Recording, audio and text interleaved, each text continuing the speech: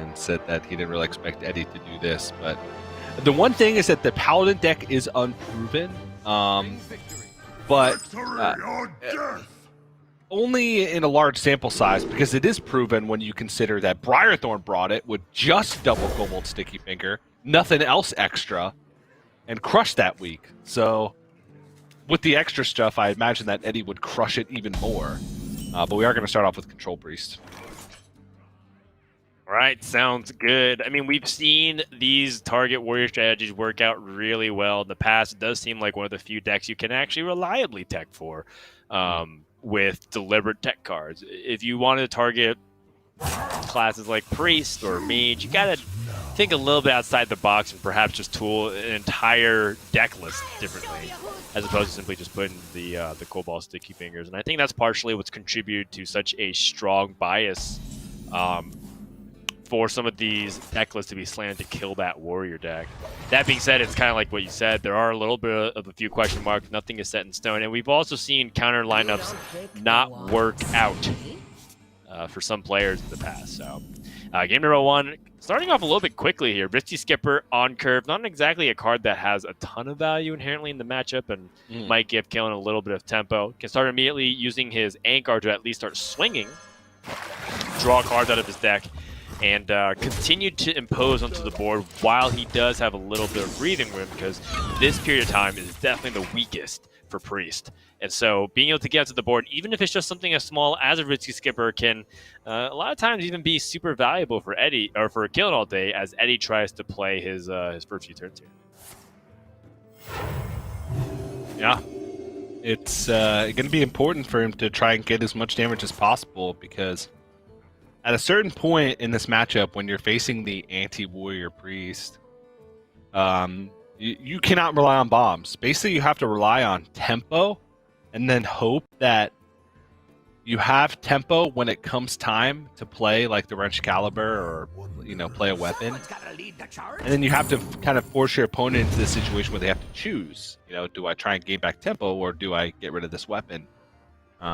And you have to do that like over and over again, almost, it feels like, in order to make sure that you're piecing together enough damage to win the game. I wouldn't even be surprised if killinallday goes for a Dr. Krasinov.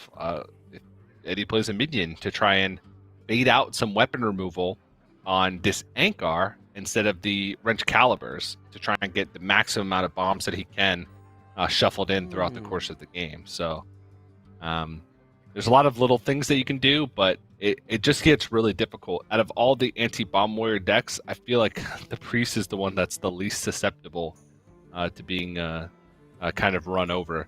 But we shall see. There's still a lot of game left to play. killinallday has Galakrond in hand too, which can be a way for Killen to find some consistent damage. If you could piece together that 3 damage every turn, sometimes you can get there. It's just quite difficult. Yeah, very much so. And you can already see this turn, something that Eddie is thinking about very much in depth. And he does have some tempo options. And you do want to at least try to stabilize onto the board a little bit. Letting that warrior run over in the very beginning might be a little bit too much. So Eddie is pointing out this Cobalt Spell Kit, and just definitely debated that Cobalt Sticky Finger for a good amount of time, which I do agree with. In the end, this is not really why you target warrior. If all you wanted to do was Cobalt Sticky Figure Anchor, I still think warrior would be really good in this matchup. But those Cobalt Sticky Figures stopping the bombs being shuffled in is what ultimately makes this warrior just be very flat. Yeah. That being said, right, Killen can capitalize off of that and just maybe use the Anchor to do exactly what he wants to do, which is push damage and draw cards. And now he has this tempo advantage, and Eddie has to respond. Does have a couple of ways to go about it. He could use the Wild Pyromancer and just Holy Smite to clear things off. Could also use the Apotheosis and gain some life here, but it does feel a little mature for him, or premature for him to drop an Apotheosis. That card's a really important card to use when you feel like you can get a lot of healing out of it.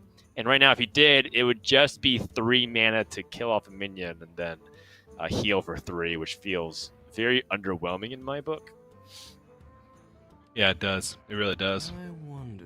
Yeah, I just like the Pyromancer Holy Smite and Heal the Face. Just kind of incremental heals over the course of the game means that you can actually use your healing cards more effectively, not have to use them for emergency situations. But yeah, and he really does not want to Kobold Sticky Finger this because there's also a Horde Pillager in the deck. And he wants to Kobold Sticky Finger the Wrench Caliber because that denies Killen's ability to get the Wrench Caliber back. Whereas, if he Kobold Sticky Fingers the Anchor, it wasn't destroyed by Killen, which means that it's no longer in the Horde Pillager pool. So, wants to try and hold on to that as long as he can for the bombs. But, Killen accomplished a lot with this Anchor. It dealt a good amount of damage, drew some cards. Also going to be able to use this to draw even more cards. I wonder if Killen All Day wants to just aggressively cycle and go double Corsair Cache here and Cutting Class. The problem with the issue with that is sometimes you don't necessarily want your Wrench Calibers to have additional charges because of the reasons I mentioned earlier. Sometimes you want to try and tempo out and get one of the Wrench Calibers destroyed before it can get Kobold Sticky Fingered and try and force your opponent to either, gain back tempo or steal your weapon.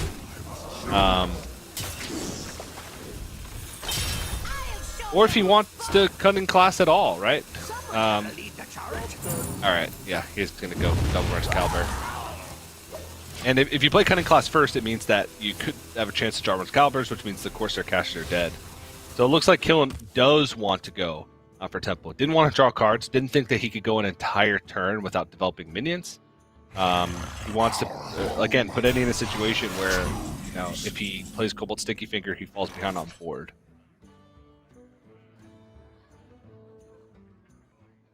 And now, Killen has tried to set everything up here, and it's the situation that you're stuck in is very tricky with this Wrench Caliber. Perhaps instead, getting an opportunity to set up that Galakron for very little amount of counter pressure seems to be ideal. So I like it, and we're at that phase where Eddie took a very long time, has shown signs that he has Kobold Sticky Finger, and I think this is definitely the way to go for it. And we've seen that the Galakron can add a lot of damage, but Eddie does seem like he's in full control. Yeah. Honestly, it's hard to find a point in Bomb Warrior versus anti-Bomb Warrior control priest where the priest is not in control. Like, every once in a while, you'll see these, tiny windows. And then the windows just fade as soon as the next turn starts. It is very difficult to win this as Bomb Warrior. Yeah. Usually the only way is to dodge Kobold Sticky Finger. Like if Kobold Sticky Fingers are in the bottom half of the deck, and you draw Wrench Calibers early and get all the swings out before they draw it. So it's tough. Eddie has options here. Raise Dead with the defensive minions that he has in the pool. Well, I guess it would be Cartoon Defender and Cobalt Spellkin. And Wild Pyromancer. That's decent. I don't think he necessarily needs Radiance. It just will sit as a dead card in his hand. You do want to be proactive to a certain point. And what Raise Dead could also give him, like I mentioned, Wild Pyromancer was combos with the Apotheosis or Cobalt Spellkin, which could, give you a Radiance or a Renew plus the body that's attached to it. You do have time in this matchup, normally, so I wouldn't be too worried about trying to bank as much raw healing as possible because this deck just already has so many defensive tools.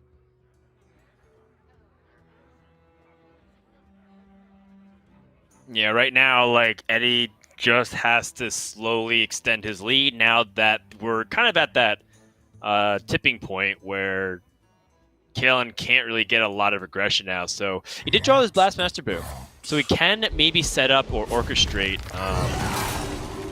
a way to potentially at least get a couple of bombs. Like if he takes if he swings with the Wrench Caliber this turn, it gets Kobold Sticky Fingered, swings again with the following turn, or has a way to even get 3 bombs in. Blastmaster Boom can still do a little bit of work here. So Killen giving his best shot. But we do know what's about to happen, and to make matters worse, Eddie does have some really powerful counter pressure options as well. I'm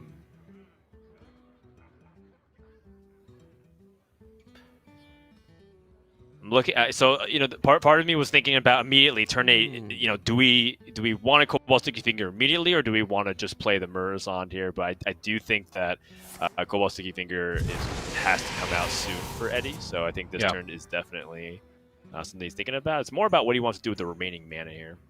Yeah, I think the biggest thing is it's about denying the Wrench Caliber and only putting an Ankar in the pool for Horde Pillager. I don't, even though it's got 2 charges left, I wouldn't want to give him a potential like 3rd swing of Wrench Caliber, right? Or in that case, 4th swing if you're leaving it up for another turn, because he could just equip another Wrench Caliber, and then even if you steal that, he Horde Pillagers immediately, and might be able to gain tempo back. So I like just going for it now. You can deal with the Armor Smith later. Just get that Wrench Caliber and start swinging.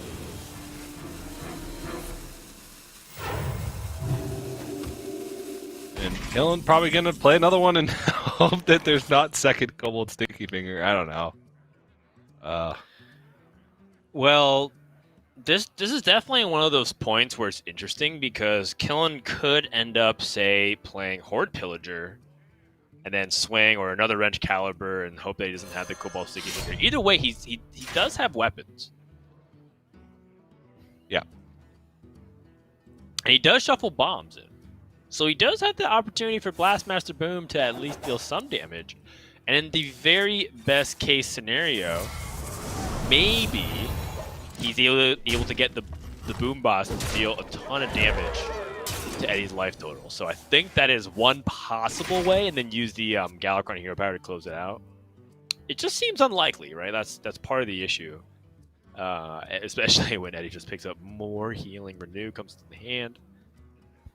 So if you're in a priest and you're in this kind of dominant position, all you really have to do is just kind of play keep away, and then eventually your lead will just naturally build up. So if he just trades into the Armor Smith, he doesn't have to. You can also find ways to gain tempo through Wave of Apathy. But let's say he does trade, he can just kind of naturally heal up and set up a board and just start pressuring Killen to the point where Killen has to use his removal instead of being proactive.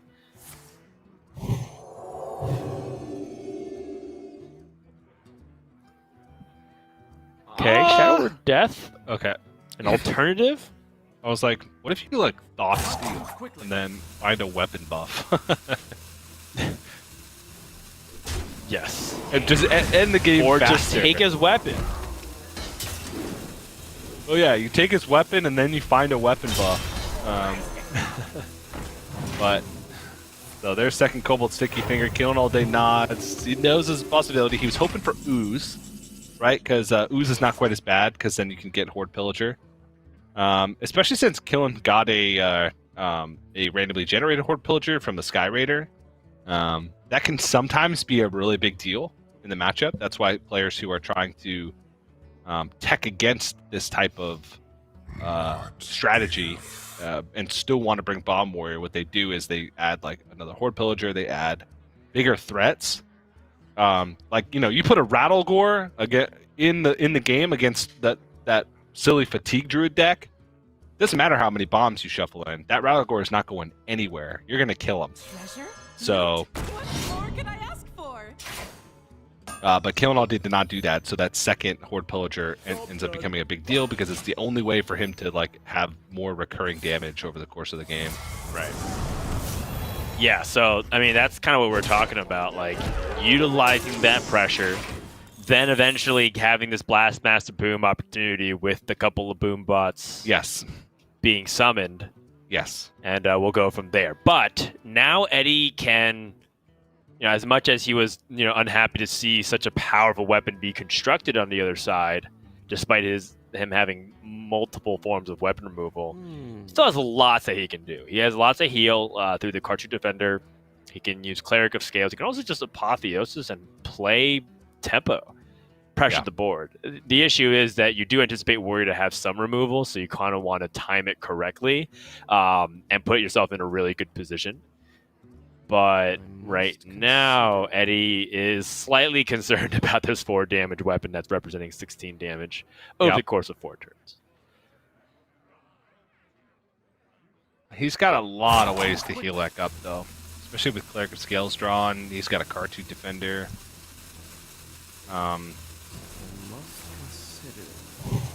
Plenty of defensive tools still remain.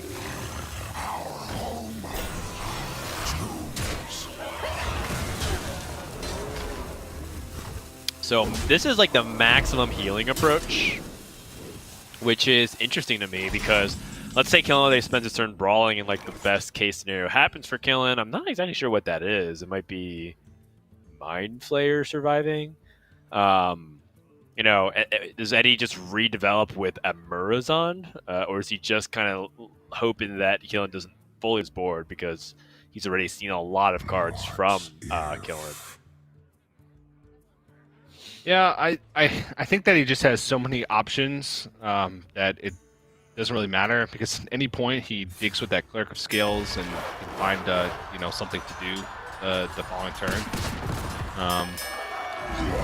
The biggest thing is that he really doesn't have to worry about the possibility of bombs anymore.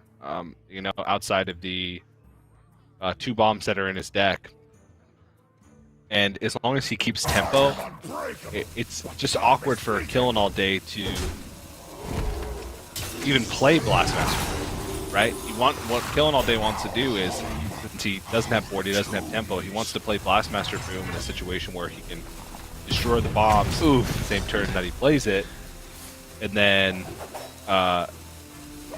burst Eddie down and hope that the bombs are drawn, right? That's like the ideal. Like we always talk about in this matchup later on in the game. Okay, can you have a 2-bomb outer at any point in this game?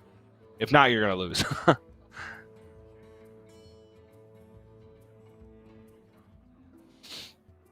Yeah, I think that from Killen's perspective, I actually kind of wondered a little bit if he wanted to swing at the Cartoon Defender before he brawled, but I think he was like thinking about an optimistic scenario where maybe he was able to get past it and push some face damage with the hero power, because you didn't want to miss that like +3 attack from the Galakron.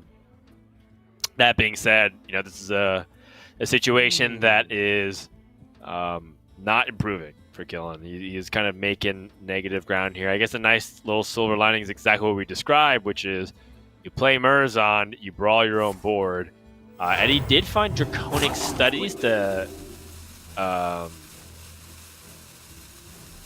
gonna do it anyway? Eddie did find Draconic Studies to play another dragon. He thought about the Murazond. I thought he was gonna do it anyway. I was like, what? Yeah. I was like, that's You play an ambitious. 8/8 to potentially you spend your whole turn potentially reducing the power on board. Like, Yeah. So Eddie picks the big ol' whelp instead of, say, the evasive Draconid to draw deeper. Ends up picking up a boom. Sorry, a boom bot. A bomb. Now bomb picked up by Killinallday. Does seem like Eddie is prioritizing going through his deck and trying to amass his resources. I kind of liked either of those options there. Now Killen has to take down the board. He can do so through Deathwing. He's trying to probably think about if there's any other play besides his Deathwing, because it looks fairly straightforward from here. And then you push the 7. And we might get to a scenario where it could be pretty close. could be pretty close, but I feel like we always get baited into thinking that it's going to be pretty close, and then it ends up not being close. Hey, he pushes 7, brings down to 16. Problem is, there's only 1 bomb left in the deck. Ooh. So there's just no bomb outs. On wings of destruction they come. Yeah, no, there's 1 bomb left, and 1 bomb. There it is. you know that just has your On Dr. Boom wings summon of 2 boom bots. destruction they come. Living in the past. You don't pick the ones. Another Apotheosis has the Shadow Word Death ready to go. And just heal. It looks very nice. Pretty clean. Yep. dead, heal up, get that incremental healing. I mean, at this point, there's so little threats and, you know, so little damage that as long as Eddie just makes sure that he heals every turn, it's nearly impossible for him to get clocked out. And killing all day is also having to worry about his own life total, right? Like, he has to start removing the board every turn, or else Eddie's just going to run away with the game and kill him. Because right now, you know, Killen has 5 cards left. 2 of those are bombs in his own deck. So he's very quickly running out of health. I just don't think at this point he has the time to remove everything on board, turn after turn, dodge the bombs with enough time to actually kill Eddie, even if you assume that Eddie would draw that last bomb that's in his deck. So Do try to keep yourselves alive.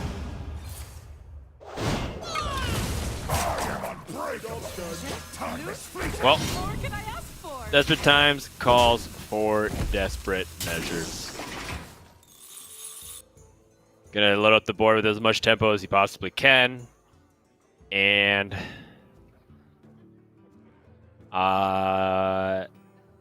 Eddie could actually just play Murzond right back. No. Wait. The Blade, I guess it doesn't really depend on the order, right? Because Blade Storm will kill off the opponent's Lord Barob, which also kills off the opponent Horde Pillager, and then you show lethal while you're able to heal. So that's one play that I think is reasonable here from Eddie. Not to mention that if you get fortunate with the outcome, you might even be able to have a board with Murzon plus like the opponent's Horde Pillager, so I like that. Pyromancer and Apotheosis also works really well here. yep. There's not that many minions on board.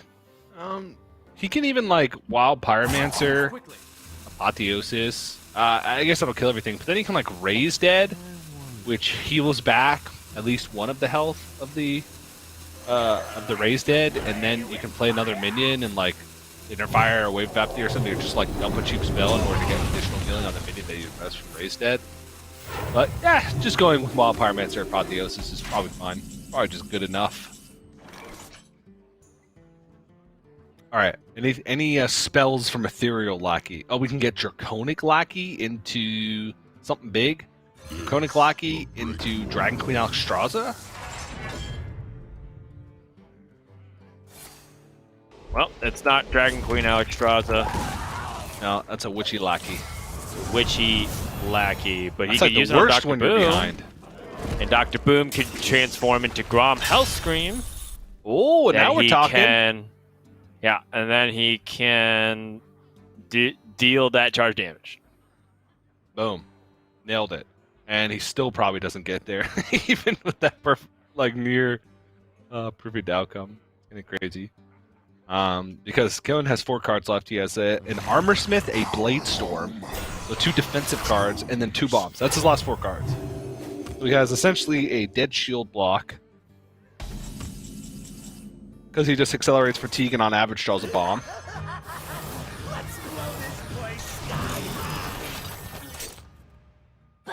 Is there anything better than Grom? Arcane Devourer? Ooh, No. Arcane Devourer, yeah. Even better. I have a Grom.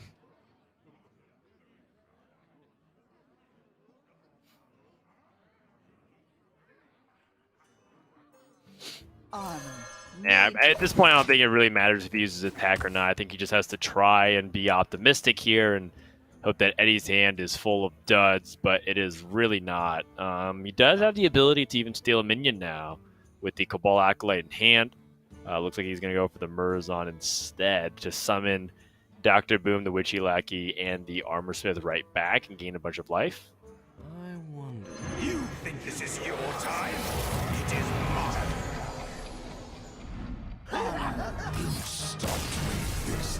Yep. And that's going to do it. Killen ends up conceding. Game number 1 over to Eddie. There's not really too much to really think about once we got past that midpoint where Eddie just kept hitting the warrior over and over. And this could be just an early premonition of what this series has to offer because you do end up seeing a lot of warriors get targeted, and it does not end very pretty for the warriors a good portion of the time. Again, not impossible, but it's not looking good for Killen. And I wonder if Killen is going to actually switch decks up here, maybe try and get some momentum on his side or something like that. But honestly, when you know that this is kind of the weak point in your lineup, keeping to Q Bomb Warrior can sometimes be a way for you to just like find different win conditions throughout. Maybe something that you hadn't thought of because you have more time to think about it. But Killen is going to switch up. Going to go Survival Druid. This should be a good matchup against a lot of things that whatever else that he's going to play in the series, because he's got a bunch of dead cards. Look at this deck. Like, what's an Acidic Swampu going to do against Guardian Animals? Same with Cobalt Sticky Finger. Amber Watcher is just a worse leg thresher a lot of times in this matchup. There's possibilities, right? You can run away with early board states as Paladin if you curve like Aldor Tendon into Hand of a Doll and keep curving out with 5-drops and whatnot. But I do feel like this matchup was getting a lot closer to begin with from the Survival Druid side. It used to be considered a bad matchup. But with all the techs, with how how both deck lists are built, I do think that Killen should be considered a favorite in this particular matchup. All right, well, we'll see if he can do it, because I'm sure he would love any kind of win, although it's not like any wins in the bracket necessarily carry over. It's a best-of-5 double elimination. You lose or win the series. That's all that matters. There's no real tiebreakers here at this point, as Eddie does go for that mulligan. Picks up a pretty awkward hand with that Paladin, which does seem to be very dependent on that curving. Look at Killen, keeping Lightning Bloom, Nature Studies, and Ysera Unleashed. We do talk about how this Druid deck, especially after the nerfs, really do want that ramp, and Killen holding on to the possibility of hitting that ramp with the Nature Studies. I think it's also partially a nod to the fact that he understands that Paladin can be very aggressive against Druid. Part of what made Paladin even become popular at the very beginning of the Skullman's Academy was as ability to pressure the Druid and capitalize on the few turns that you have before they hit the Guardian Animals. But now that Guardian Animals has been nerfed, theoretically this matchup should be even harder for Druid to win. And now we see Killen not having enough to do stuff here early on. So, the Lightning Bloom Innervate coin, it's okay if he doesn't hit anything in the meantime. But he also could simply play Force of Nature early and get board presence here. Yeah. So the favorite Libram Paladin decks when talking about Druid, those were the ones that ran like the big stuff, right? The Goody 2 Shields, the Argent Braggarts, the decks that didn't have many comeback mechanics, but could steamroll a game before Druid could ever do anything, or they could even get the ramp online.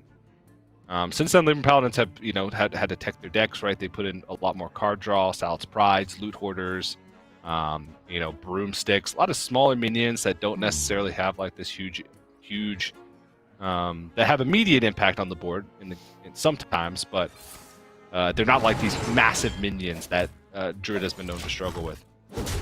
And throw on top of that even more kind of overcosted for their stat minions that are meant for weapon removal and warrior decks. That's where Druid kind of gets its win. Because right now, Killen doing nothing for a bunch of turns against the old Libra Paladin decks. He'd just be getting crushed. And right now, he's not really getting crushed. So.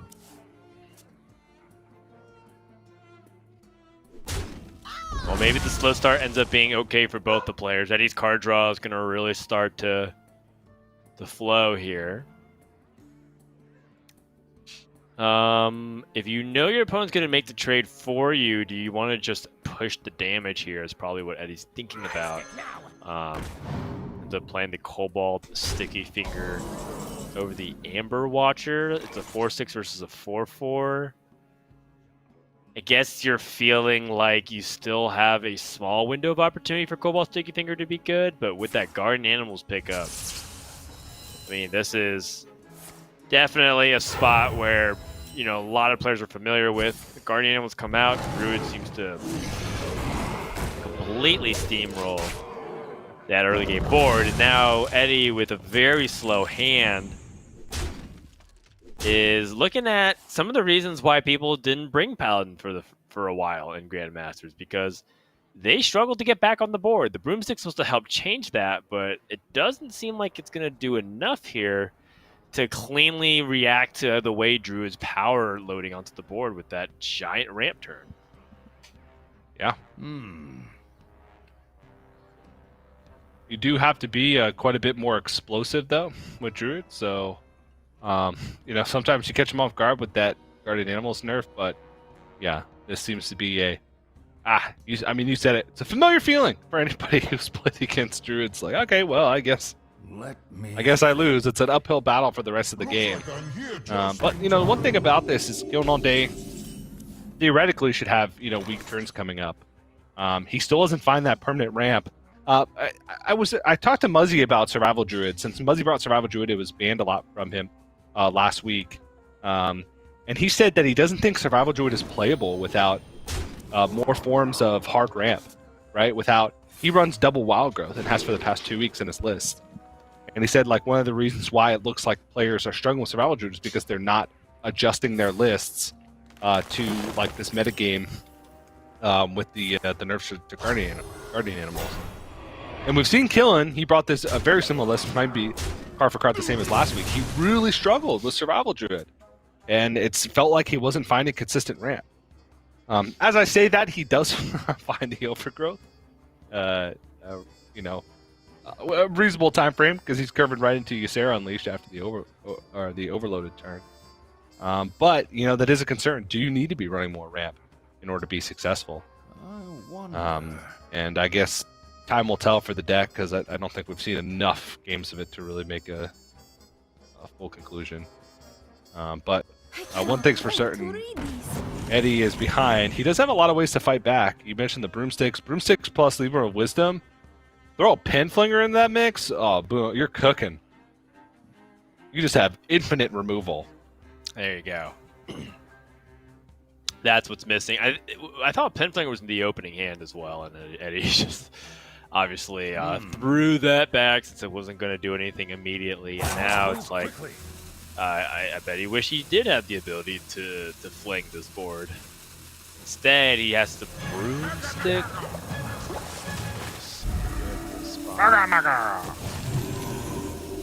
And I think part of what really hurts the most with all this stuff is that the Libra of Wisdom costs 1. There's a lot of ways you can do some really clever stuff with these Librams when you trade minions in. So you could like trade in a minion that's a 1/1, buff it, you know, +2/+2, trade it, get more Librams, do that, and then also stack the Lady Liadrin during that process.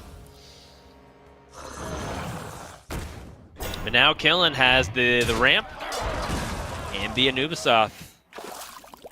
And Eddie does not have tempo on his side. The Libram of Hope can come out here, and we'll have the Lady Liadrin bring it back, but it's just not fast enough.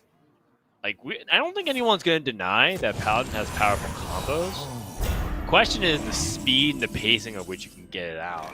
Compared to what Druid's going to be doing, they're going to push out Levers of Hope at half the mana cost. So they're going to be playing 2 of those kinds of minions.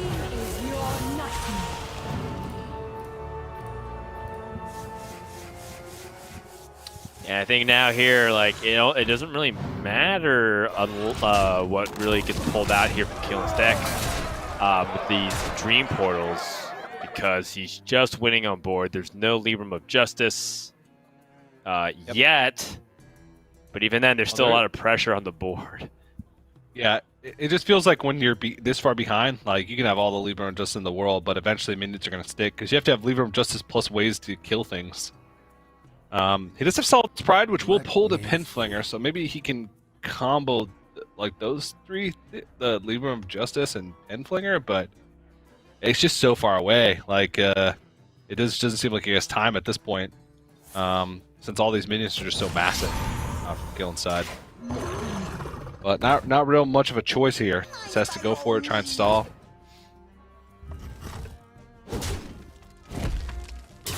Wait to draw that Nazari. Yeah, hope that he can survive.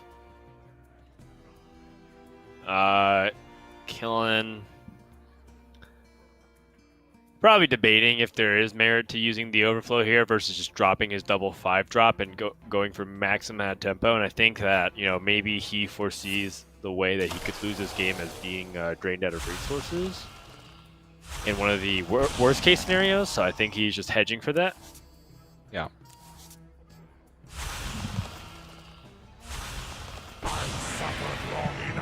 And finds the Zeraku. So he could actually use his hero power to take down one of these minions and summon a 6/6. And I mean, this is just all gravy for Killing All Day. It is looking very, very good. Yep. And like we said, these are sort of those expected victories, right? Because Eddie's decks are tech specifically to beat weapon classes, warrior, and sometimes demon hunters.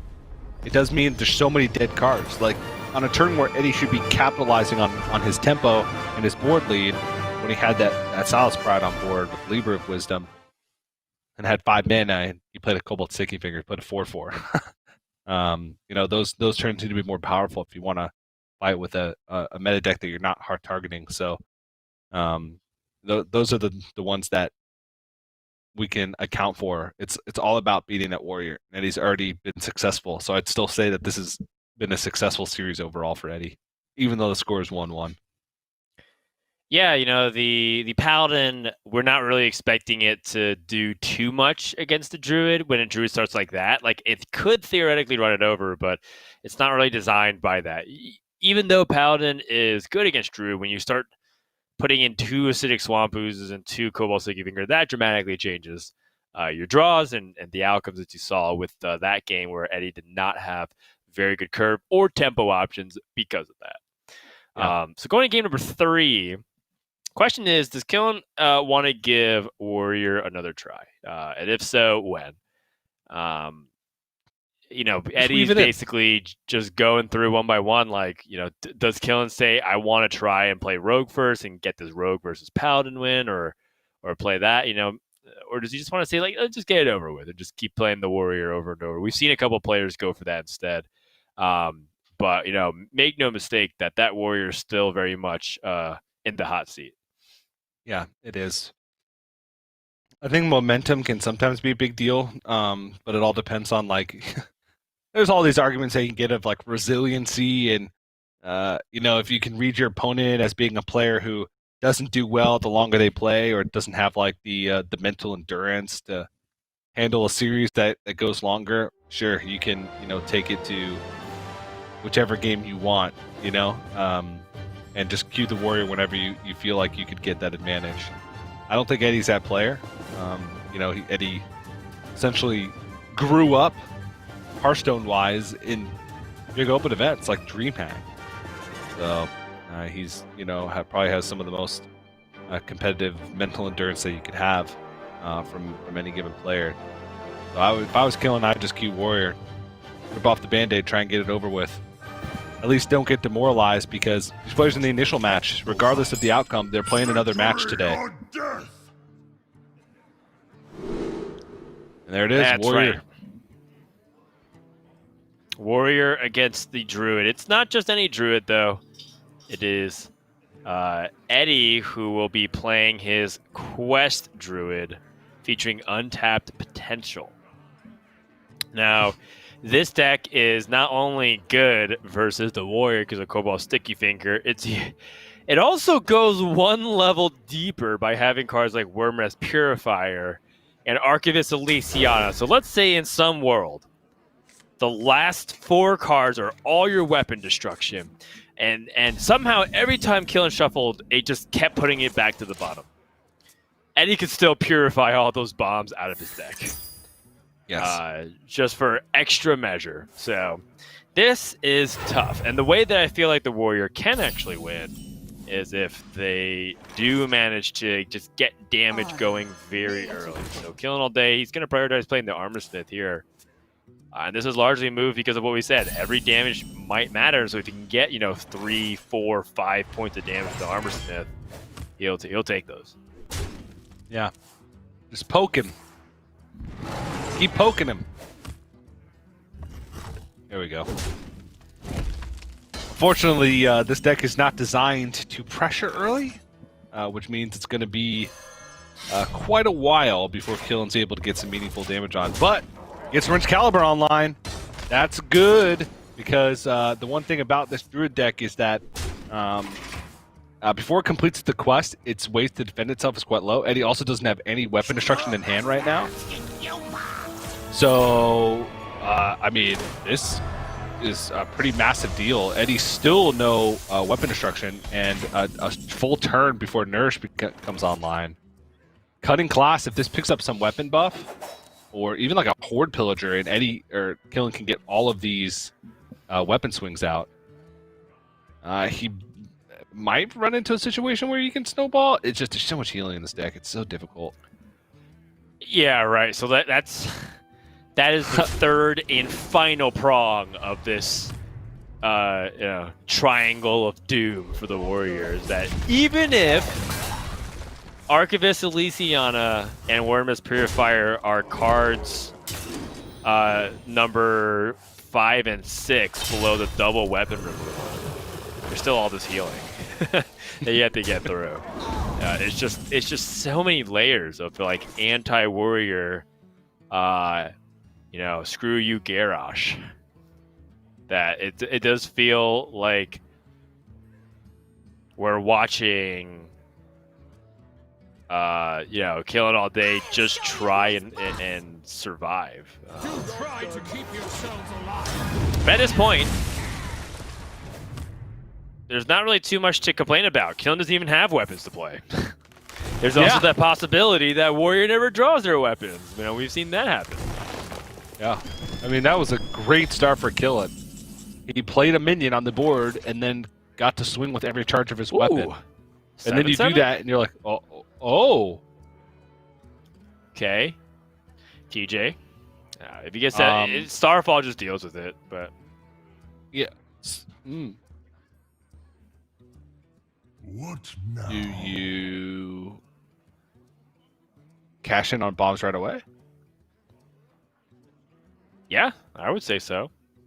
I would say that there's a lot of the data just playing the Blastmaster Boom right here and then trading in and then dealing that boom box damage to your like opponent. cashing on the bomb. Boom boss. All right.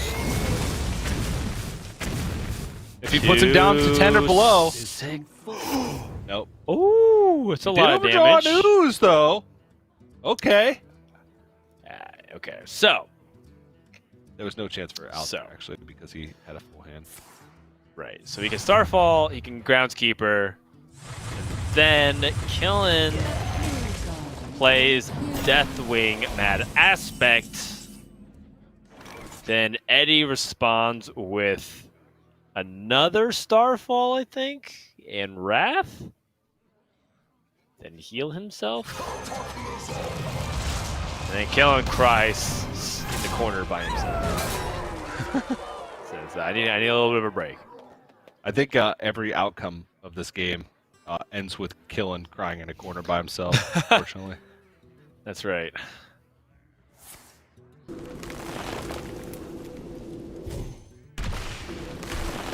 Eddie gonna draw with that Wrath, finds a healing touch. And he could go up to full. This turn if he decided to leave up that Deathwing. Just to give you a little bit of an idea of how much healing he has. Could have actually gone to full life and gained 5 armor. That is just a ton of healing. Okay. Oh! That's helpful. Loot? What more can I ask There's a for? news. He's just got to go for this and hope that there's no ooze, no sticky finger. He did see an ooze burn. He saw that there was no ooze or sticky finger on his first Wrench Caliber. Killen's like, okay, please dodge the sticky finger. Ooh. Mischiefin Prime. Nice. Summon Big Rusher, boys. But you kind of need to destroy this weapon, like you said, so we could put a pin on it for now. I actually wonder if Eddie even wants to draw cards here, given that there are bombs in the deck. But maybe he wants to draw it so that he can heal it. There it is. And finds the sticky finger. But he needs to deal with the board too, so it's not 100% clear here for Eddie, because there is 8 power developed. Does need to consider that.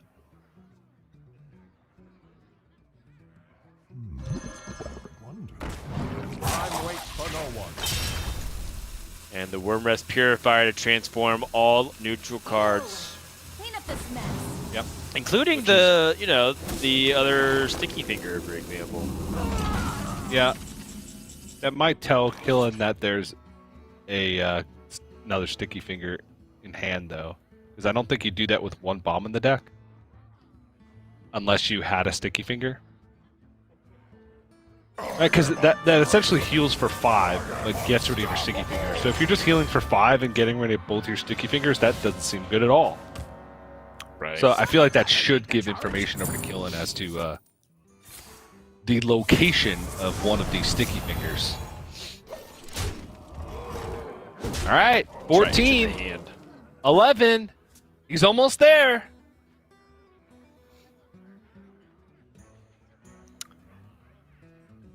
Yeah, you and I have different definitions of the word almost, but 11 is nothing. He's gotten him. I mean, this seems more like a high score attempt from Killing All Day. How much damage can I put onto the Druid before the game ends? Well, it depends, because a lot of times when this game ends, the Druid is like at full life. Either you kill them or they end the game at full life. That's usually how it works.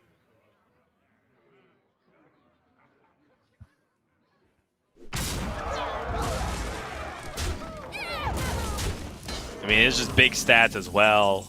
Killing has a very high chance that Brawl ends up leaving up a minion that he still needs to deal with, so he has to Blade Storm afterwards.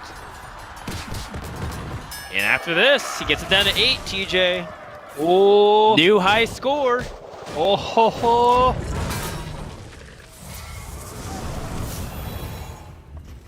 $22, currently the best that we can do in terms of net damage against the Druid.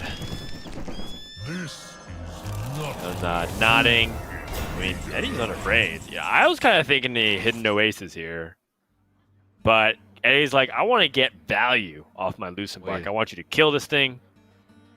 All right, here's the play. You Sky Raider into Horde Pillager, and then you Brawl, gets rid of the Lucenbark. You hit for 3, and then he draws. Oh! And then he draws the bomb. Killen can't believe it. Killen says, wait, wait. Wait a second here. Whoa. This isn't my Batman cup. Loot. Horde Pillager and the Brawl. I mean, Okay. Eddie does have the Cobalt Sticky Finger, but there is a 10% chance. Okay, if he wins that Brawl, does And then he swing hits. 10% chance. 10%. 10% chance. Starfall. That's a 10% chance. I will take those odds. That's as close as he's gonna get. That was the highest chance we've ever seen Warrior get to winning this matchup. I know that has to be the high score. We need to put his name on a leaderboard Yeah. somewhere. Truly the video game Warrior. New high score. Yeah. Because now there's no chance again. Somehow, Killing It found a way to 100x his win rate to 10%. And I think that's impressive enough. Yeah. Let's see. He still has Savagery. he still has a French caliber. Yeah, I was thinking about the the savagery synergy with the stolen wrench caliber, but yeah. Oh. All right. Well- What do we do here? Well, you know, I Kill don't think game, you get want to past kill the the Lucent losing bark. Bark. I think you just got to cut in class. I mean, he's got all the time, and the last wrench caliber actually will be a full wrench caliber Oh, because there's no okay. more weapon destruction left. Evil Quartermaster can generate More weapon swings. Yeah, or like a big dragon, like it can give you Draconic Lackey into Ysera Unleashed.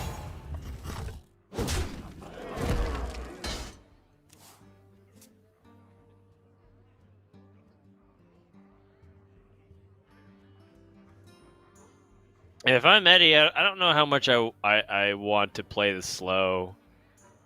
Killen's clearly looking for Hail Marys. I don't know how important it is for Eddie to keep all of these heals for Lucent Bark revives. If you just play the Hidden Oasis, I really feel like you're never going to lose in that spot.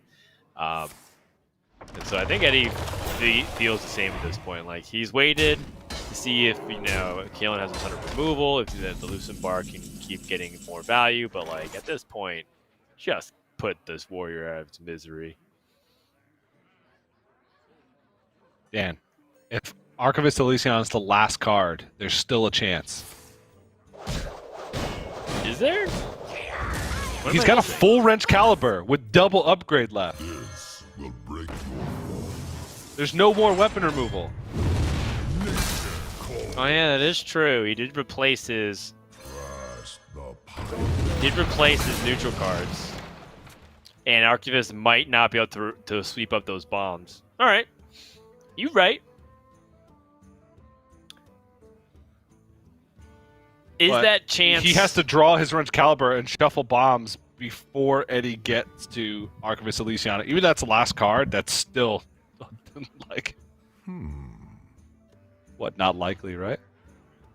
I don't know. Does he have Corsair cash slot? He actually has double Corsair cash, so each turn he has 3 opportunities to draw the wrench caliber. In some form or another. I still don't like those odds. But, hey, you never know.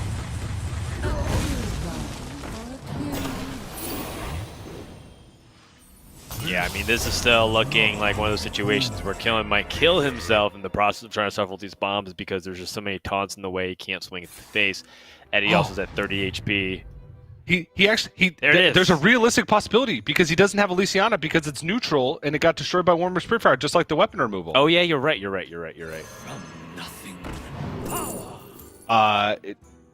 Yeah, okay. Heroic Yeah, apologies strike. for that. It shows on my deck tracker still. Yeah, it was confusing. The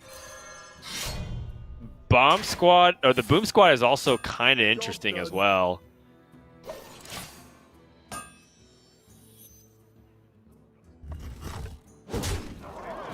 Okay, so 4 bombs.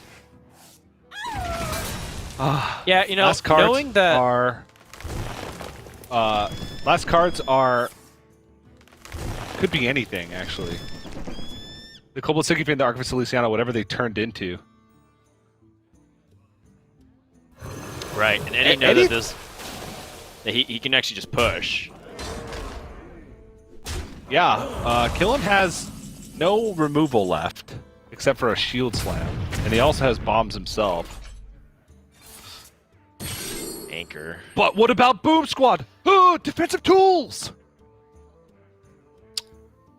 Yeah, is it the evasive Draconid here? Probably because you can't account for the last 2 Wormrest Purifier outs, so you don't want him Right. to have like this removal. You want to try and make it as dead as possible. Right. I believe that Keeper Steladris is natural. So is that Speaker Gidra. So we know Savagery and Swipe. Swipe is not in that deck inherently. which ends up working out very nicely Wait. if you wanted to push damage this turn with the Speaker Gidra having the ability to rush. I guess in this case it's even cleaner to just use the Hidden Oasis to push that damage. Whatever. He got too close, much. but he's dead. Yeah, he can't got jump on the close at one bombs. point. Yeah. Oof. And, you know, Eddie, seeing what was even picking off that Ethereal Lackey, has all but sealed it. killinallday concedes the Druid, able to get that win. 2 wins over Warrior. That's going to do it for game number 3. Eddie, 1 game away from going to the winners finals to challenge Muzzy for a spot in Championship Sunday. And it does come down to this Paladin deck. Now, the Paladin deck, I don't think it would do super well against Rogue, because Rogue just has so many ways to disrupt it, with lots of tools like Blackjack Stunner to get past like all these things that you buff, and they don't really have that many answers to Questioning Adventure unless they have Broom or the Room of Justice. So Killen's gonna go to Secret Rogue, see if he can get that win versus that Paladin. And then if he does, then it goes to the final showdown of Warrior versus that Paladin, which, as you were saying, TJ, is the most unproven. We shall see. Yeah. Most unproven. But on paper, it should just be the same as all the other ones, right? Like, it does have a significant amount of healing. It does have a significant amount of weapon removal. And it can, gain more tempo, right? Than, some of the other iterations of these anti-warrior decks. Right, theoretically. But, yeah, it is the most unproven. It's a matchup that maybe is the most susceptible to, like, not drawing the weapon removal, because even though you do have card draw in the deck, it's not as cut and dry as the card draw in some of the other decks. If you look at, like, Language Hacker's strategy last weekend when countering Bomb Warrior, it was the Warlock in that 4th deck slot instead, the Galakron Warlock, which very consistently finds weapon removal. Because it's got, Life Tap, it's got Veiled Worshipper, those types of things. And, of course, a lot of healing with Moarg, plus Nether Breath. So, we'll see, but this matchup should be very Rogue favored. Incredibly Rogue favored. This is probably the worst matchup of the series for Eddie, I would say. But it's killinallday's first time playing Secret Rogue. Maybe he's a noob. Yeah, that's right. It's his first time. We'll see. It's just this season. I'm sure Killen's played Secret Rogue before, and he has many opportunities to play Rogue. That said, in the his past. first time playing Secret Rogue, man. Ever. I don't know how we would know that, but that's his first. This is his first time. With honor. Watch your back. Well, good luck, Killen. It's a pretty intuitive deck. Play secrets, you gain tempo, you generate some stuff, and then you win. Or you lose. That's pretty much the only 2 outcomes that you can have. Or you can tie. But enough of the hard-hitting analysis. Take a look at these opening hands here. Killen does start things off with the Pharaoh Cat, which is pretty huge. You get to 2-drop here. I think he's actually just fit. Oh, wow. The TJ curve. There's a few different plays in the Rogue, right? There's the the Frodan, which is you plagiarize or dirty tricks and then overdraw your Van Cleave, and then there's the TJ, play the Pharaoh and Cat into a reborn 2-drop. Yeah. And to never get behind on board ever again. I tend to prefer the TJ method when I'm playing Rogue, but every once in a while I like to mix in the Dan method just to keep things fresh. Yeah, that's right. killinallday, though, really I surprises imagine your with this opponent. curve, it's the TJ method. You can't be too predictable in Hearthstone, TJ. No, you definitely don't want to be. That's one of the whenever someone said I'm new to Hearthstone, what's one piece of advice you can give me? My piece of advice is never be predictable. Always do the thing your opponent expects the least. Got me this far. Yeah, that's right. I don't ever, for any reason, do anything to anyone for any reason ever, no matter what, Wise words. no matter where. And live by it. Well, Eddie does win back the board with that Libram, and now Killen's just kind of playing some stuff to try to rack up the resource count. The Altruist is particularly interesting given that he does have things like Shadow Step and Secret Passage to potentially draw cheap cards. Yeah. Okay. Part of the reason why it's interesting is that Paladin doesn't really respond to these small threats very efficiently. They tend to be sticky on the board themselves and then have either, you know, like a consecration to deal with the Altruist, or they sometimes have like a weapon. Some people like to play the pure version of Paladin on ladder. And in this case, we know that he has a bunch of weapon moves, so he can't. So he has the animated broomstick, or even the pen flinger. But unless you have that one of pen flinger, it's a little tricky. The Salad Sprite does help a lot, though, because it helps give the Eddie the card draw to do so. So now, Killen probably debating if he wanted to play anything like that, but it seems like he's very much in the clear to do so. And I like this trade to buff the Altruist with the Grand Mummy. Mummy needs 5 more minutes. And no pen. No pen flinger. So you have to either let that Altruist survive or use the Libram of Justice. Well, he could Solid Sprite animated broomstick. And not use either. But that broomstick is primo removal. It's hard to part ways with.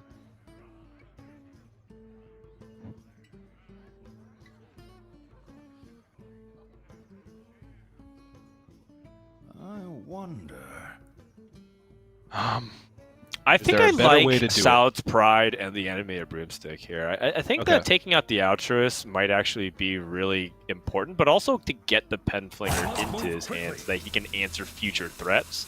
I guess the downside, of course, is that that's his broomstick. And if you only have one broomstick, one pen flinger, you do end up utilizing your resources a little bit too aggressively. You might end up putting yourself in a bad spot. But I think that he ends up agreeing here. And it looks like that's what he's ended up doing. It's very clean. That's another reason why I like it. You don't give anything for Rogue to leverage onto the board, and it does also work very cleanly for a number of cards in your hand. So Eddie ends up agreeing, which you know, I have to imagine that he's feeling the same kind of way, and now he's totally called out Killen's hand. Does not actually have any substance. So instead, he can Ancient Mysteries and Secret Passage, or you can just Hero Power and pass. Can't really do much else. Yeah, this hand does come together quite nicely with, you know, just like a questing or an Edwin. Even like a Shadow Jewel Hanari, Secret Passage, and so forth. But this is Eddie's opportunity. Smells weakness.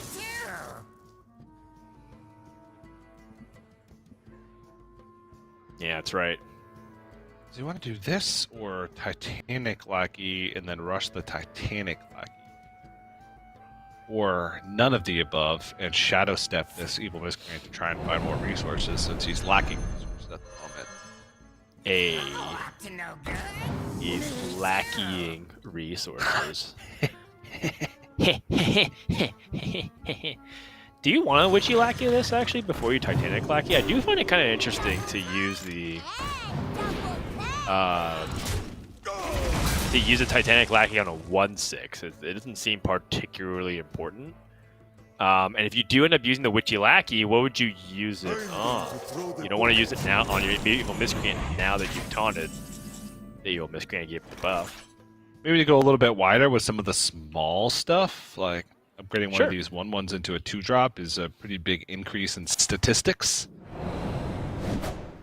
Or use it to trade first, like in this instance, and then with Hilaki, just try and squeeze as much value out of this evil miscreant as possible. Ooh, alright, so picks up Questing Evil Miscreant, Plagiarizing Jandis. I want to do all of these things. Jandis. Yeah. I don't know why, but that brought me back to earlier today. You were talking about how, you know, players that win world championships are immortalized in the form of a card. And I just started thinking to myself, what if Eddie wins the world championship? Like, what would his card be? I don't know. Maybe This card would just be Eddie. Is there yeah, that's right. Is there any hero in Warcraft lore that has a name similar to Eddie? I mean, there's Gotta be Edwards. like an Edward somewhere. Yeah.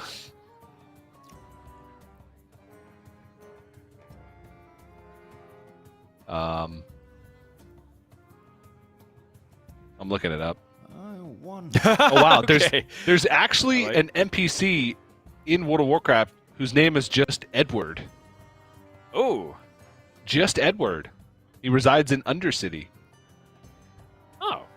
Interesting. Maybe it's maybe you release a 2-mana legendary card or 3-mana legendary card, and every time you play a card before it, it gives this minion +2/+2. You can call it Eddie Van Cleef.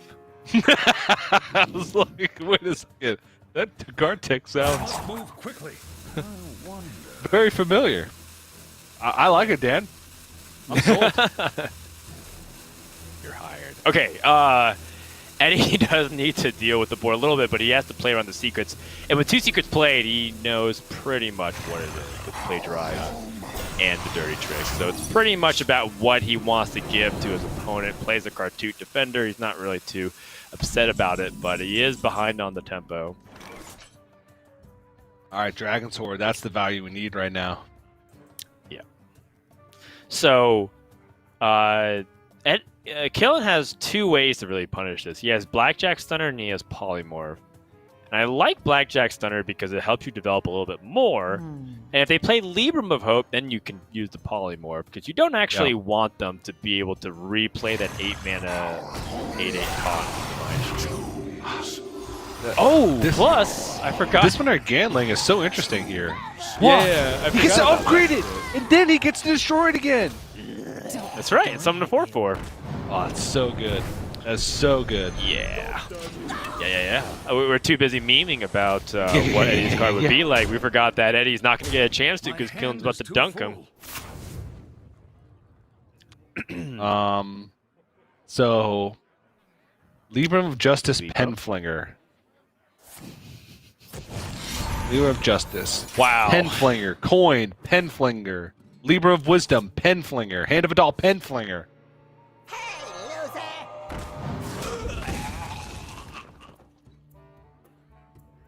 I mean, it's not exactly the board clear I was thinking of. Avenging Wrath seems like it would be much more efficient, but this does help Eddie survive. That Ravenhold Assassin is actually kind of annoying. Can't target it whatsoever. Yeah. Incidentally, one of the better choices off of that Evolve. Implying that Killen chose that, of course. Move quickly.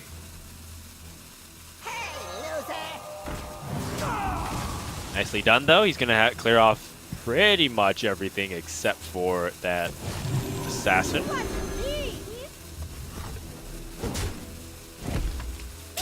Ah, but he lost his Penflinger. Yeah. He's leaving it susceptible. That always hurts. Can't win them all, though. All right. That's right. So I don't think there's any lethal outs here. First things first. He does have Shadow Nah, he has duplicates in his deck. So he can't like go something crazy into Zephyrs into Wind Fury. Ace Hunter, Kreen, Boom Reaver, or Khadgar. Boom Reaver, there's just a... Alright, never mind. Remember, just a lot of There's a small lot of stuff weak still left in minions his deck. there. There's Pharaoh Cad and Underbelly Fence, Hanar, Edwin, Questing. He does have Shadow Step though, so he could use it as a way to pull a minion out of his deck, get a little bit of value out of it, Shadow Step it, and then use it again. I guess it's better than Ace Hunter, Kreen, and Khadgar.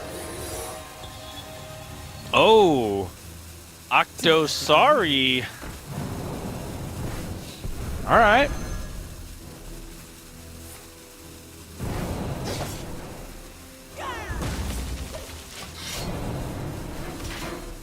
I mean, he is threatening lethal, and that is one menacing octopus on the board.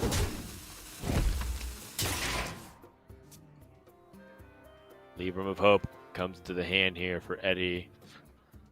It's already Got checked. a lot of heal. A lot of heal, but it's checked with Polymorph, and Killing just gets to keep pushing. True. I'm not really finding a better play, though. Yeah, he can go Amber Watcher and Libra of Hope. Oh, and also the Plagiarize. Oh, yeah. So if he plays like Amber Watcher, he doesn't know about it. If he plays Amber Watcher, though, he's risking the possibility of ambush. Because this was generated off of the Imperial Act, if I recall correctly. Yeah. Now he sees Plagiarize.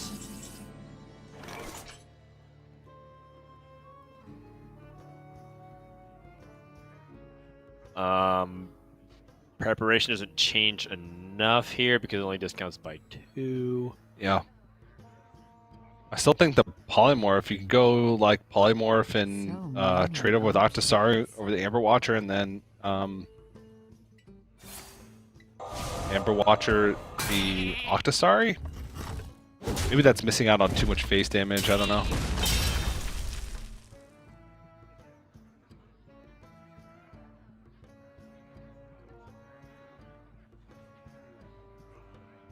Seems like the best way to get use out of Amber Watcher, and the more you like solidify your board position, the harder the game period's going to be for Eddie. But I guess just hitting him in the face accomplishes the same thing. He does know that there is a Cartridge Defender of increased cost because he blackjack centered it back to the hand quite a while ago.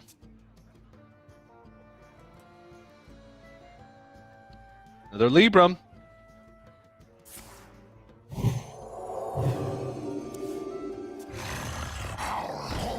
Yeah, maybe Eddie just wants to use stall tactics and just barely stay alive. Oh yeah, Boom Reaver time. Here comes the Boom Reaver. That's right. The lesser-known Dr. Boom. Reaver. Ooh, I like this. Keeping his tempo high by trading and Okay. using Libram of Hopes. Okay. I like that. It's very cute. Boom Reaver next turn. Yeah, and I think what is good is that I think Killen recognizes that one way he could potentially lose is if like Eddie finds a way to clear off this Octosari. Killen draws his entire hand, Eddie can play it slow and somehow find a way to put Killen in a really tough spot, but it does seem to me that killinallday is slightly ahead on the board here. By slightly, I mean that he is massively ahead against a deck that does not have a lot of ways to clear this board. I wonder. I'm looking through, and you know, basically second Libra of Justice. That's about it. I mean, he's got Nazari to stall.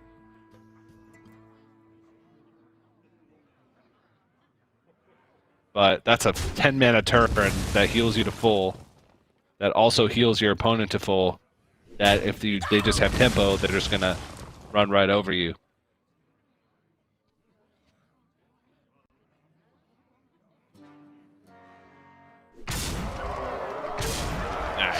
He's like, I thought about it for a second, but Whatever.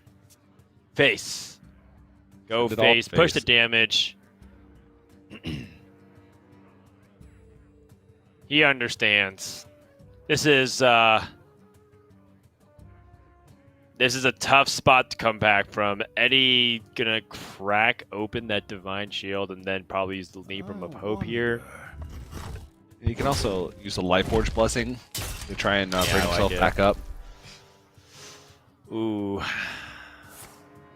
But he has to double trade? Not a great feeling.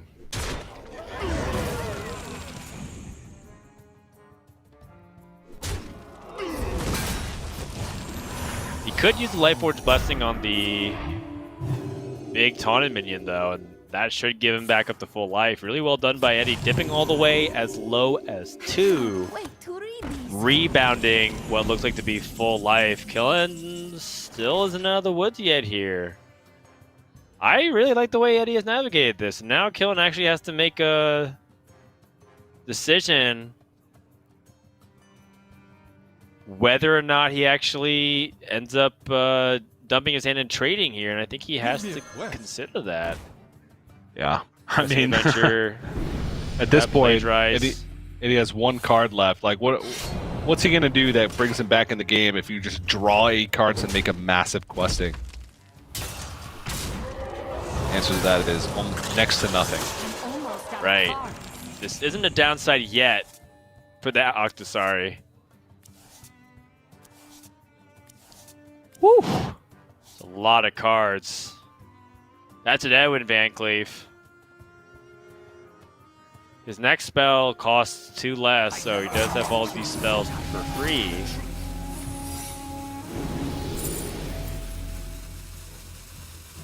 And now can pick up whatever he wants and play this Edwin and challenge. Nothing too turn lethal setup. Yep. The victory Nazari? Nazari is too Right on late. time. Eddie ends up conceding, and Killing All Day has a 100% win rate on Secret Rogue. Really impressive. All time, too. You seem to have a good understanding of the deck for it being his first time ever playing it, which is pretty cool. But again, these matchups, while they are, good for Killing All Day to win because they should on paper be like 85-90% favorites. It's not what the series is about. The series is about this next matchup. It's about the whether or not the Bomb Warrior could beat any of Eddie's decks, and so far, it is 0-2. So can it beat the Paladin? Is the Paladin the weak point? It doesn't feel like it's going to be, just because it has enough draw to. It should have enough draw to get through its weapon removal. It's got a ton of healing with Amber Watchers, Libram of Hopes, Nazari, Cartooth Defenders, Life Forge Blessing. There's a lot. There's I a don't know lot if going on The to hiring stop of my this pitch Bomb told you Warrior. anything, but that's what it is. Yes.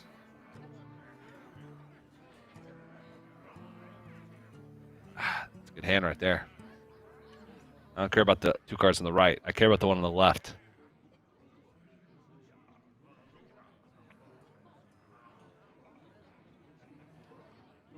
Those make it a good hand.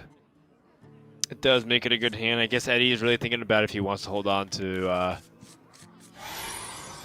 the True Seeker. Ends up throwing it away. Cobalt Sticky Finger, definitely a keep. Salad's Pride, definitely a keep.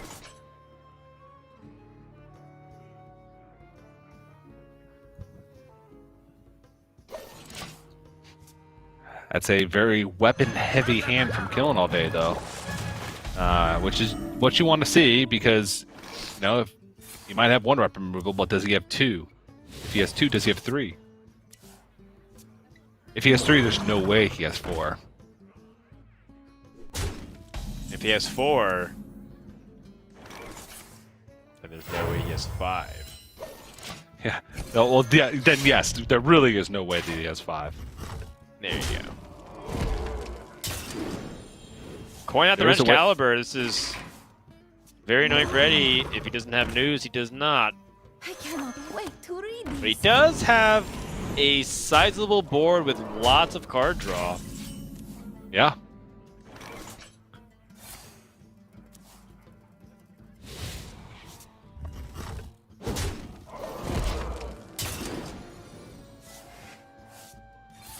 Okay. Killing all day. Eddie knows now. It was fun while it lasted, right? Yep. But he found another Wrench Caliber, which is actually problematic. So now you actually get to see a little bit of what we're talking about, which is rushing out the bombs, letting your opponent take the board, and then picking up the pieces afterwards. But the problem is, now Eddie is so far ahead in tempo.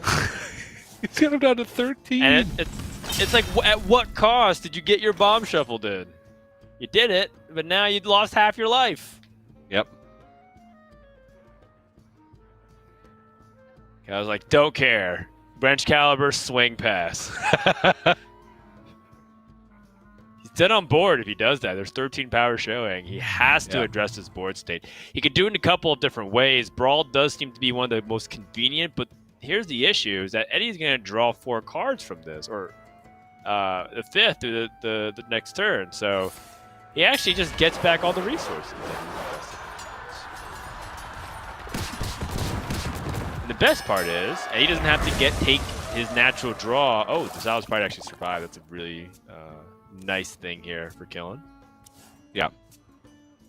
Means he doesn't have to worry about too big of a reload. And honestly, the 1 health minions that it's drawing are not like super pressure oriented, right? It's Penflinger, it's Broomstick, it's Loot Hoarder. Mind if I roll knee? So you don't have to worry about too much damage. And Killen he's got Risky Skipper, Armorsmith. He doesn't really have to worry about dying. I think this is the turn for Wrench Caliber though. I think you Wrench Caliber, armor up, and just go.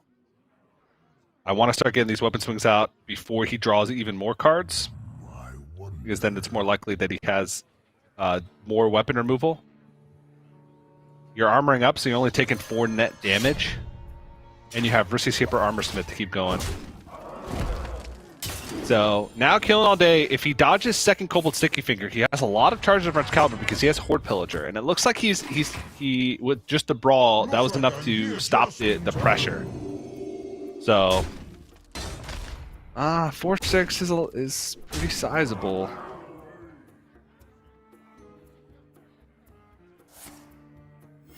Reporting for duty.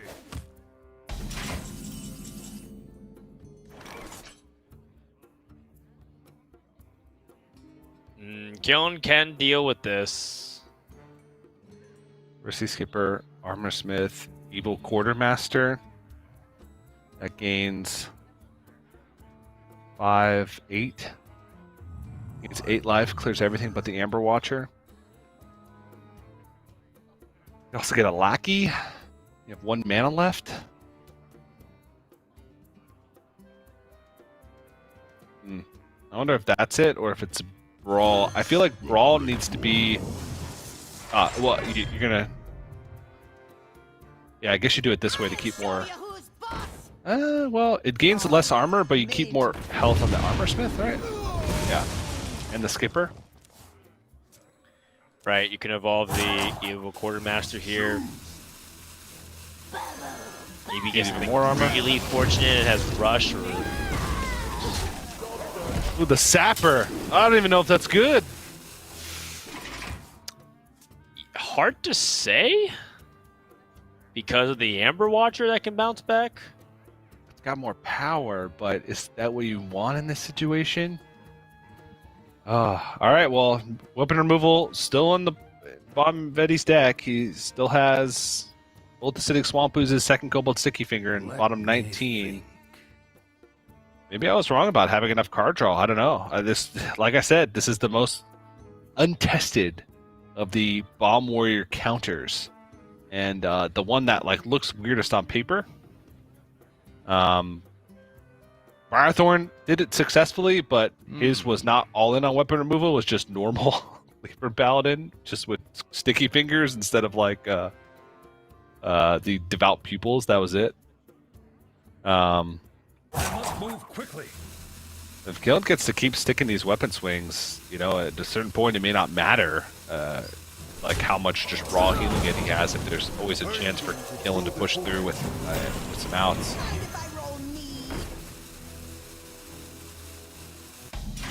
Well, it does seem like he wants to invest into cheaper Librams. He does leave up Killen with a little bit of a board with that Risky Skipper and that Armor Smith up now.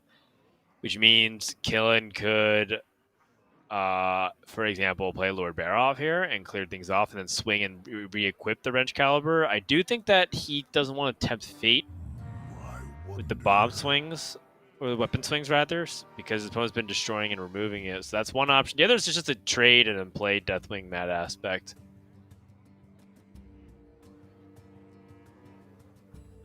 Which I'm starting to think is okay, because you do end up taking 6 damage on your Deathwing. You would trade in the Armor Smith and then the Risky Skipper. Actually, Risky Skipper first, just to maximize your armor.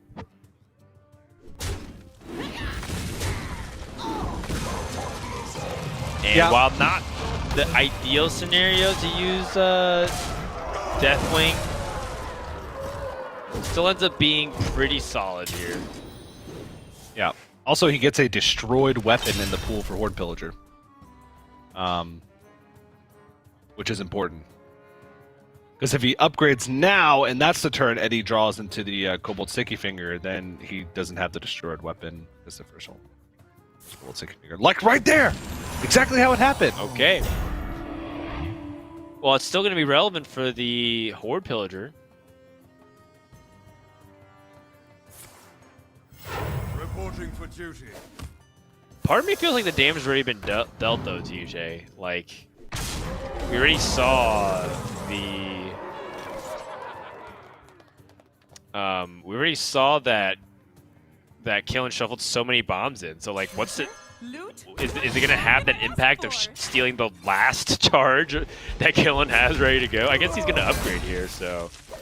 This is definitely something that you could argue against what Killen should be doing. I don't know if he's incentivized to upgrade now to get that extra damage. He could totally just swing first, hold that weapon charge at a 3-1, and if he can upgrade, can go for it. And I guess maybe in Killen's mind he wants to squeeze out every damage possible. But he does end up putting himself in a situation where Cobalt Sticky Finger hurts a lot. Yeah. But 5 bombs in the deck. That means at 25 health, Eddie is still in danger of dying. Looks like I'm here just. He's not at 25 anymore, so he's not in danger of dying.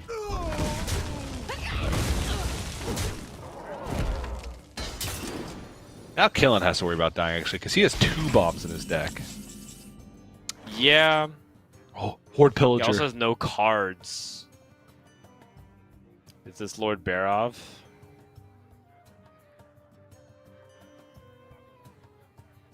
I think this is the easiest Horde Pillager of his life. What now? Yeah, but first you gotta play the Lord Barov if you want to deal with it. I am worried for the same things that you said, which is that he's at 17 life. You can't actually take too much damage here. Yeah, he's taking 3 from the bomb next turn. He could assume that there's like weapon buffs in the hand. He knows Penflinger's there, What so now? because of the Solid Sprites have drawn everything at this point. So it's just the sequencing, right? Do you Risky Skipper Lord Barov? Someone's gotta lead the Like which one do you do first? Is whatever you're gonna get from Sky Raider gonna stay? Oh, I must choose. very interesting. I'll show you who's boss. That is certainly an X Factor card. The Hench Clan Burglar. And those are not good. First day of school, what can that get? Nothing good. Bloodseer Corsair. That's what I was thinking of. Oh, okay. Yeah, I mean, if it hit Bloodsoul Corsair, sure, that would have been decent, but... I was looking for, like, I don't know, like, just every class card in the game. Well, Evocation. we did find McGurgle Prime from Eddie's side. me I think I have to wonder if he's pretty appetized by the idea of going for a big boy with Divine Shield right now. Warrior does tend to struggle with that kind of removal against the wide Murlocs. And it does seem like Eddie agrees, goes to the McGurgle Prime, finds not one, but 2 Flesh Flingers. Dan. Wait, this lines up terribly for Bladestorm. There are 5 bombs in the deck. And Eddie's at 25.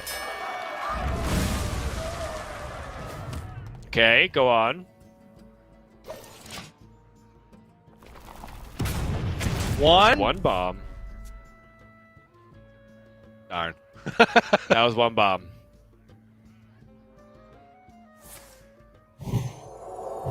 And you know, Eddie is okay to take more bombs, and then if he really needs to in a very tough situation, he's got Nazari. Very much a nuclear option, if you will, but seems like he's doing just fine. You also have the Lever of Hope that comes back from the Lady Adri because he's played on a friendly character. Yep. So, last chance for killing here. The last 4 bombs. chance.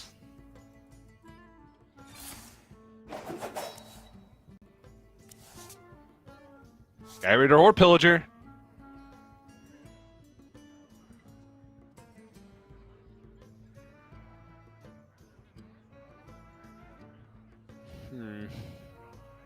He knows that there's lethal on board. Yeah, I think that's if why he doesn't he's armor up. considering. What now? Yeah, considering Bladestorm armor up instead. Yeah, But because those- he's probably checking out just to make sure which targeted spells were used. He should know that Lady Adrian brought back a Hand of a Doll, which means that there's 11 on board, 13 for the swing. So even if he picked up a Horde Pillager here, he would still have to armor up to make sure that he was alive.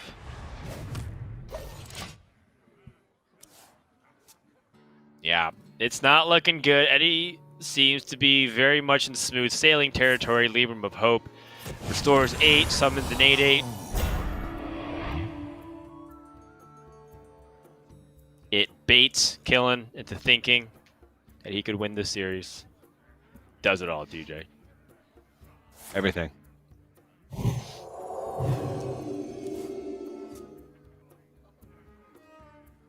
Well, I think he put in a valiant effort. Yeah, Light Forge Blessing, and you can see that's the end of this game in just a turn. Killen can try. Oh nope, it's over just like that. The bomb shuffled How into fitting. Killanday's deck ends up exploding, and that means Eddie has successfully swept the Warrior. Took a little bit of the time to get there to that point, but it was understood that it was always going to come down to this part of the series, whether or not Eddie could successfully sweep that Warrior.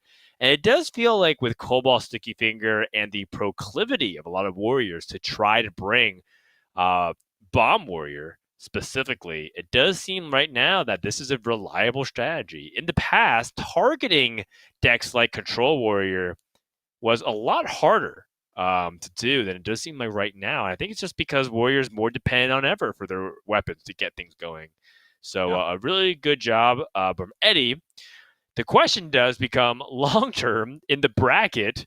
Is this enough for Eddie to get through? Or is he simply just saying, it doesn't matter if I get through, I just be killing twice? Which could be the case. Eddie could just say, like, whatever. Muzzy, you beat me. I don't care. He just says, you know, I'll just farm the first player that brings Bomb Warrior twice in this bracket, which Muzzy's is a very likely possibility to beat here. him, by the way. They are very Yes. likely to beat him. In fact, Eddie does not have a single good matchup against Muzzy's lineup. Muzzy doesn't play a single weapon in this lineup. Let's put it that way, outside of the Rogue Dagger. So I wouldn't be surprised if that's a very quick 3-0 versus Muzzy. And then Eddie will just be watching the Briarthorn versus Killing All Day